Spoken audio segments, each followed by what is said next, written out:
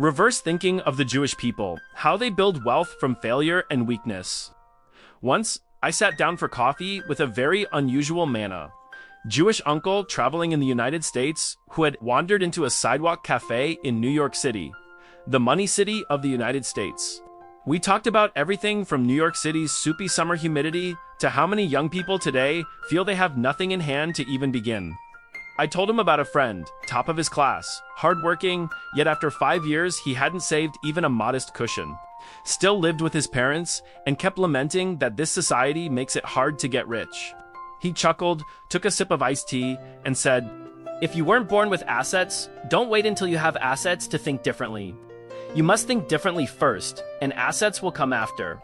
That line sounded like philosophy, but what followed was nearly 2 hours of practical stories about commerce, resilience, entrepreneurship, and climbing out of poverty using one core approach: inversion thinking in reverse. A way of thinking unlike everyone else's. The mindset of a community that has survived 1,000 years of persecution and prohibition, yet remains one of the world's most prosperous and influential groups. And that's why we have today's video. If you feel you don't have much capital to start, if you work tirelessly, yet money still evaporates like water on desert sand, or if you simply want to change how you view money, failure, and opportunity, then you're in the right place. In this video, you'll explore why some people don't fear crises but wait for crises to build wealth. Why they don't hide weaknesses but use them to generate income. And most importantly, how you can learn that mindset even if you have only $473,000 in your account. If you find topics like this engaging, don't forget to like, leave a comment, and subscribe to Break the Mindset Lock. Each week, I'll return with videos that help you not only unlock your thinking, but also open new pathways for yourself. Now, let's begin with the first lesson. 1. Don't sit and listen to other people's pain. Have you noticed there's a kind of noise that doesn't come from speakers, car horns, keyboard taps, or the low hum of a fan on a summer night? It's complaints. At the office, the boss is impossible. Online, with housing prices like this, who can live?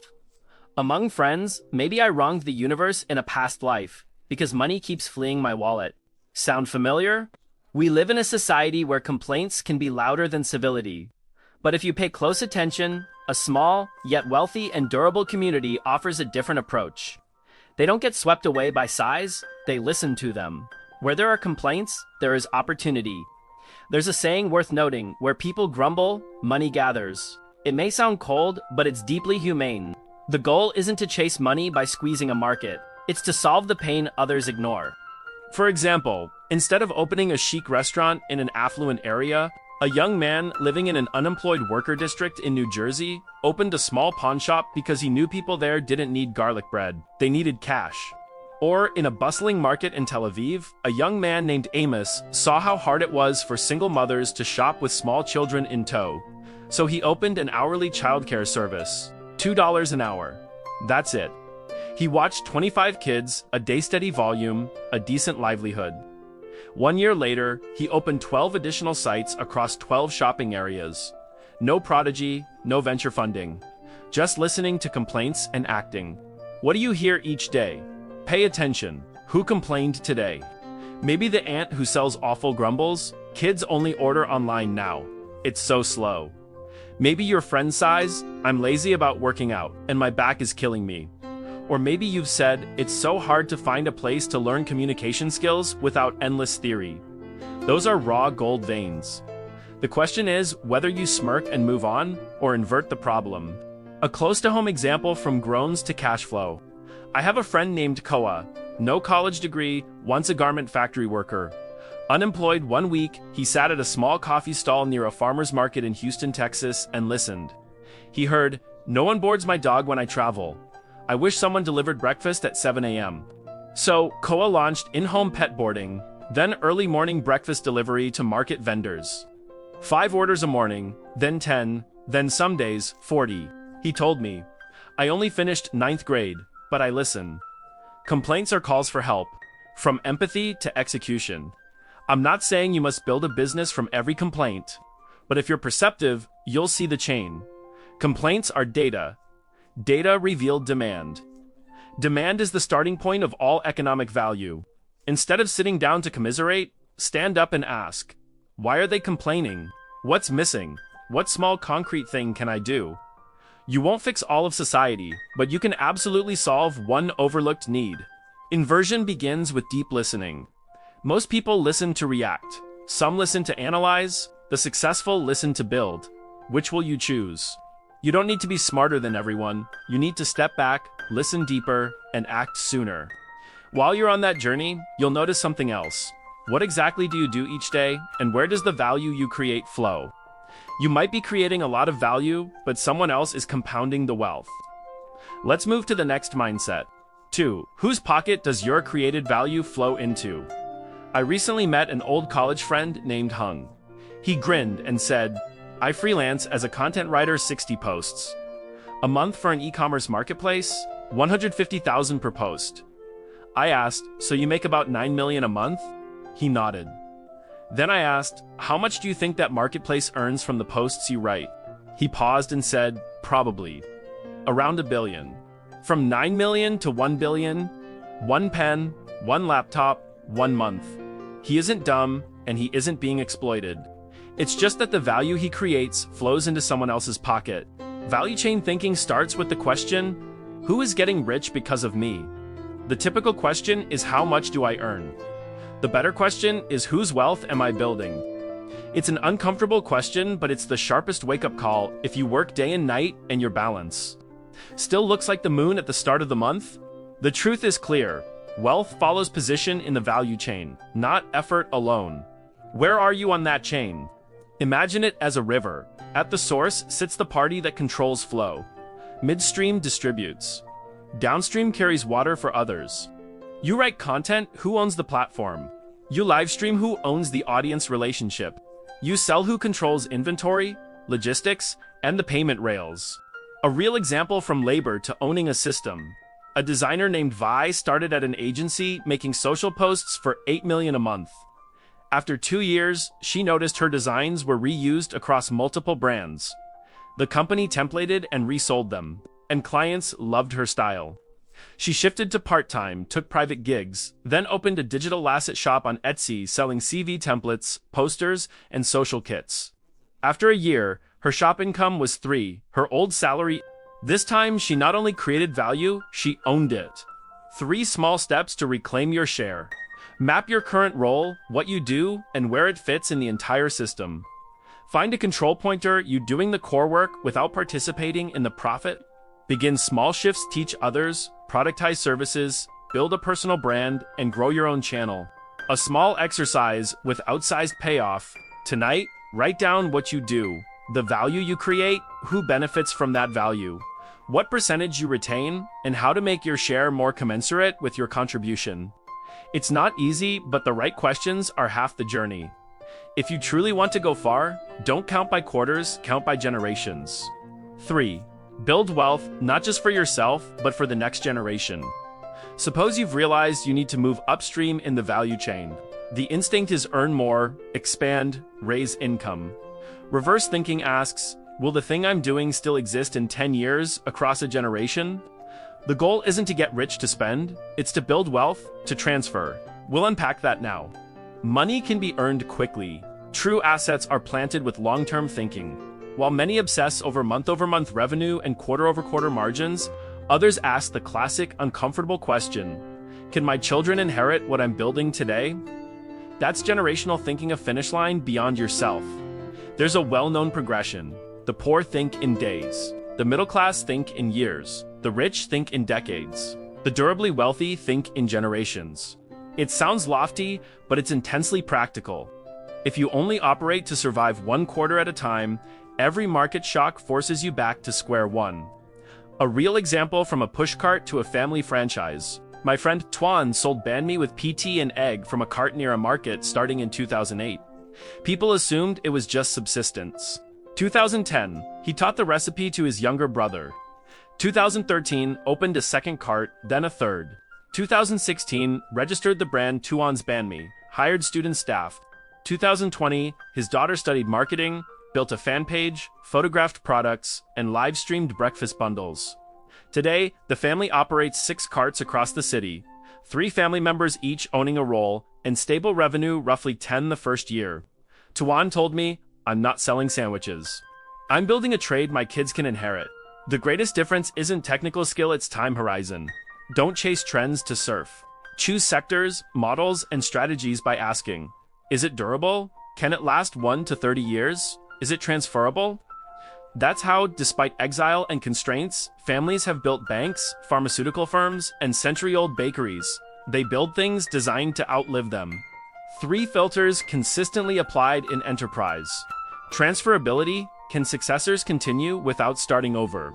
Community value: yes, you earn, but do others truly value it? Ethics and reputation: a brand to pass down, not liquidate. Build to leave behind, not just to have enough. If you open a cafe today, are you focused on this month's margin, or on how your child could manage, expand, and inherit it in 10 years? If you sell online courses, are you fixated on campaign revenue, or on building an academy, a platform your grandchildren can extend into advisory networks? If you're a broker, do you only count this month's commission, or are you building a personal brand and a team that scales beyond you? The real question is what you're building durable. A practical drill from this quarter to the next generation: draw 2 columns. Column A: what earns you money this month? Column B: what you're investing in for the next 10 years, the next generation. If column B is empty, you're likely running quarter to quarter, and each big wave will reset you. Key lesson: run by the quarter and you'll chase. Build by the generation and you'll lead. You don't open a bakery just to sell bread. You create a family enterprise. Pass down the craft, compound reputation in the community, and teach the next generation to survive by competence. You don't work to get by, you build to stand firm. And durability isn't measured by wallet balance, but by But to pass things on, you must be willing to learn from failure. Long-term thinking sounds great, but the road is never smooth. This community understands that. They don't fear stumbling, but they never trip over the same stone twice. That's why failure isn't an ending, that's the beginning of yield. For failure isn't for remembrance, it's for yield.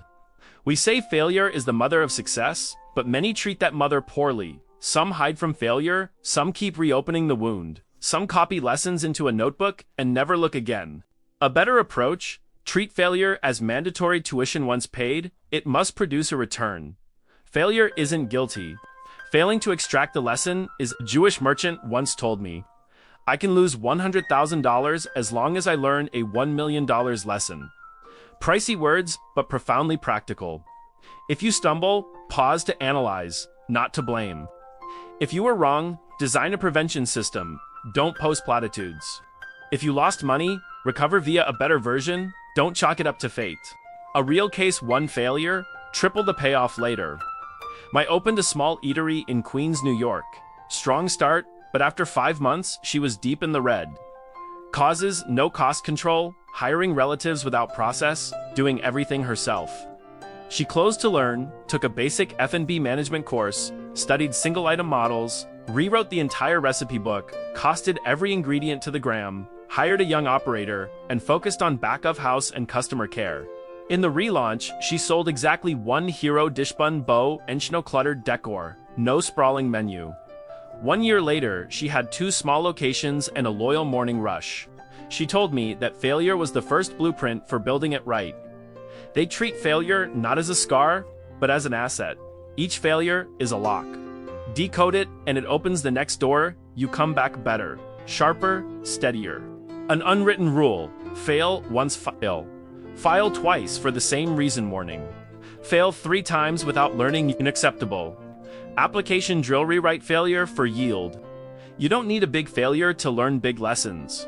5 questions to convert stumbles into capital. Where exactly did I err? Actions, people, beliefs, or timing? Which assumption failed? If I redo it, what's the first different step? Who can I teach this lesson to? Can I package this into a product, process, or advisory? Answer: honestly, no. Glossond, you've recycled failure into insight. No one avoids mistakes, but you choose how to reinvest them. Mistakes are like an expensive pastry. You can wolf it down and choke. Or savor, learn the recipe, and never order the wrong thing again. How do you know you've graduated from a failure? Simple. You can retell it without bitterness. you can help others avoid it, and you can build something new on top of it. At that point, the lesson has become cash flow. And that's what this community has done for centuries. Stumble, document, retry, expand. Final mindset. A lesson that doesn't produce yield wasn't learned deeply enough. Don't fear stumbling, but don't step into the same hole twice. There's no such thing as a meaningless failure, only wasted ones. You might lose today's round, but if you carry the lesson, you still win the long race. And to win the long race, spend like an investor. Failure teaches many things. One of the deepest is that money shouldn't be spent on emotion, but deployed to serve others and to serve the future. 5. Buy what others need, not what you like. Have you ever walked into a store just to browse and walked out 15 minutes later with something gorgeous you can't actually use? If so, welcome to being human. We've all been willing victims of emotional spending. The cute shirt, the chair that fits the room, the new phone when the old one works, fine. 3 months later, the perfect item sits in a corner under a thin coat of dust and a thicker layer of regret. The strategic buyer behaves differently. For them, purchasing is not a feeling, it's an investment decision. Buy what others genuinely need, so money serves people and serves the future, not a fleeting impulse. Can I rent it out, resell it, or use it to generate yield? Will it still hold value in 5 years? A simple example: buying a camera versus a projector. Tuan, a young creator in Orange County, California, loves making content. Instead of taking a loan to buy a $1,600 camera for portraits, he bought a used projector, hung a white sheet, and started weekend outdoor screenings at his old schoolyard. Each weekend night, approximately 50 young people came to watch for free drinks and snacks paid. After 3 months, he broke even and opened 2 more micro venues in nearby neighborhoods. Each weekend night, approximately 50 young people came to watch for free drinks and snacks paid. After 3 months, he broke even and opened 2 more micro venues in nearby neighborhoods. Smart consumers ask, is this an expense or an investment? They don't suppress emotion, they lead it. A book with a gorgeous cover is tempting, but can its content be repurposed? After learning, can you write, shoot, or teach from it?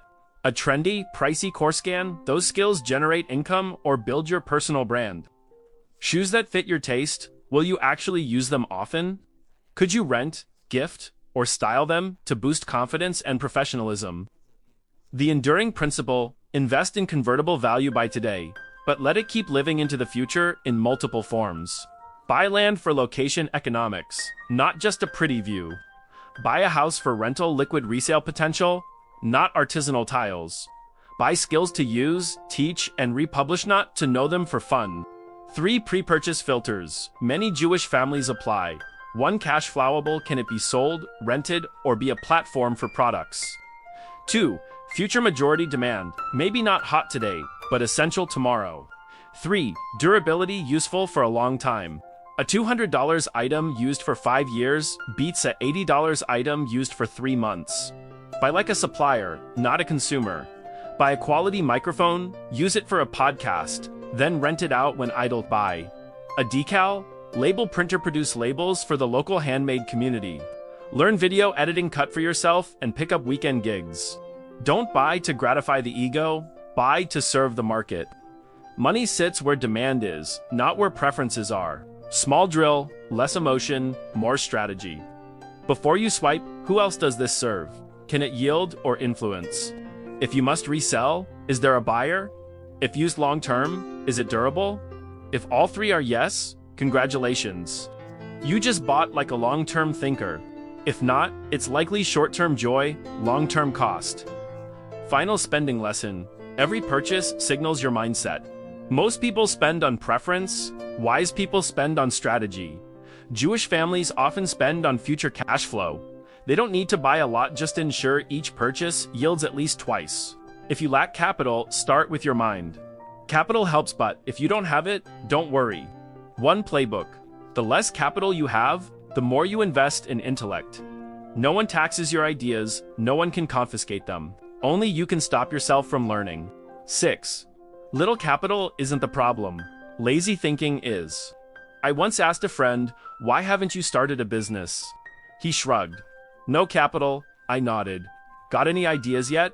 Silence. I'll think once I have money. That mindset keeps people poor. Don't wait for capital to think. Use your head to get ahead of money.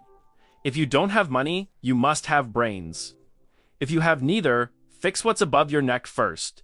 Money can be lost. Right thinking recreates money. Intellect is the only capital that doesn't inflate, devalue, get taxed, or get stolen, and the more you use it, the more it yields. Across centuries of dispossession, many Jewish families learned, if you can't carry gold, carry knowledge and rebuild anywhere. From employee to owner using customer insight, thou, once a shop assistant at a budget store in Queens, New York, had no degrees, savings, or network, just a habit of asking customers, skin type, makeup, or bare face, brightening or moisture barrier. After 6 months, she had a notebook profiling customer segments and their go-to products. After a year, she launched a small TikTok channel reviews mapped to specific segments. Month 1, 500 follows. Month 3, 20,000. Month 6, she opened a small order-based shop built on listening plus observation.